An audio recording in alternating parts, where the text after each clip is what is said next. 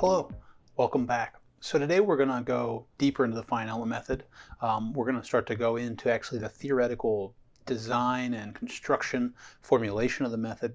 And so we'll talk a little bit about the theory and the general steps. And then near the end of the lecture time, we're going to actually take a look at Abacus and have an intro of that, as well as the Institute for Cyber and Data Sciences, and how we're going to use the tools located there. So let's get started. So as an introduction, why do we use fine elements? So a lot of this discussion is actually given from the structural point of view. Most of my work involves that, as opposed to, say, the thermal problem. But typically for a structural stress analysis, the engineer seeks to determine displacements and stresses throughout the structure.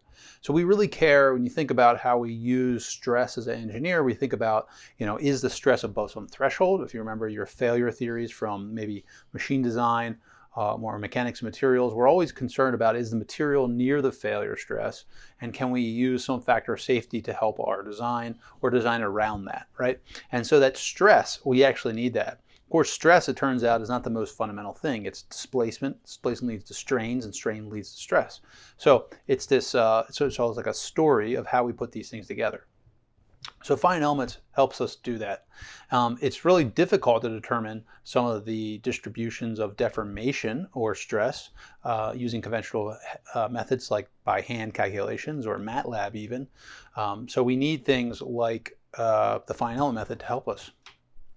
Generally, there are two approaches associated with a fine element. The first would be called the force, or sometimes called the flexibility method, and it uses the internal forces as the unknowns of the problem.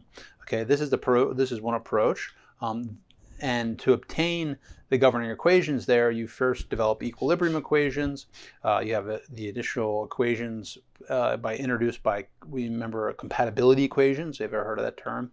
And what that means is basically a body deforms without developing any gaps or overlap. So the material has to be compatible, throughout the continuum body. As a result, you get a series of equations for determining the redundant or unknown forces. Okay, so that's one approach. The second approach, and that's the one that we're going to take, is called the displacement or stiffness method. And this is really what I'd say the most, the most used or commonly used method in fine elements today. It assumes that the displacements of the nodes are the unknowns of the problems. Okay, so you do similarly, you could use the governing equations to express the nodal displacements using the equations of equilibrium. You have boundary conditions, and you try to solve for unknowns. These two approaches result in different unknowns, forces on one hand, displacements in the other, and in the analysis, and different matrices associated with their formulations. So for example, you have flexibilities versus stiffnesses. Okay, so you heard of the stiffness matrix. You might have heard of that. You hear it a lot in this class. Well, the opposite of that using the force method would be the flexibility matrix. So you don't really ever hear that. So we definitely use the stiffness matrix.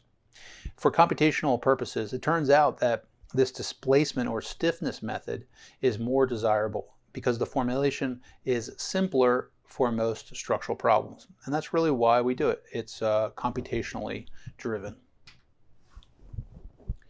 Okay, so this fine element, where do we start from? I guess there's various ways you could approach what's the most fundamental or entry level point to talk about.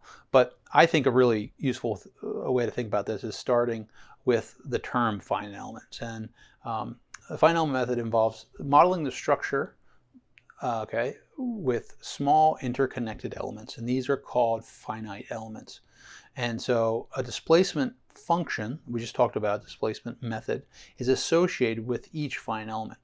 Okay, so we take some, potato looking shape here, and it's approximately equal to, if we use triangles to draw that shape, and of course we're limited by, the angles and the edges that they're straight, even though we have curved edges here, but we try to approximate that shape using these fine elements. We discretize it. Discretization is the idea there. And we can do this with a lot of different types of elements, and all these one element is interconnected through another one, and so you have two triangles that actually share the same nodes. Okay, so let me go back here. So you have two triangles and they share the same nodes and they even share the same face. Okay, so if I listed all the nodes associated with this element, I would have, say, 1, 2, 3, and then this would be my fourth node of my mesh. I would also have, what did I say? 1, 2, I'd have 1, 2, 4. Okay, sorry, actually this was 2, wasn't it? So this would be 1, 3, 4. And so they're shared nodes. And these are more elements. We're going to actually look at a bunch of different elements in this course, and then you're left with a total set of equations describing the behavior of each node results in a series of algebraic equations, and then we can express that in matrix form. We'll get to all this. But that really wraps up sort of this very, very broad introduction. We're dealing with elements and nodes, and we're trying to solve the displacement or stiffness method. In the next section, what we're going to talk about are the general steps of the fine element in a little more concrete terms. Let's do that now.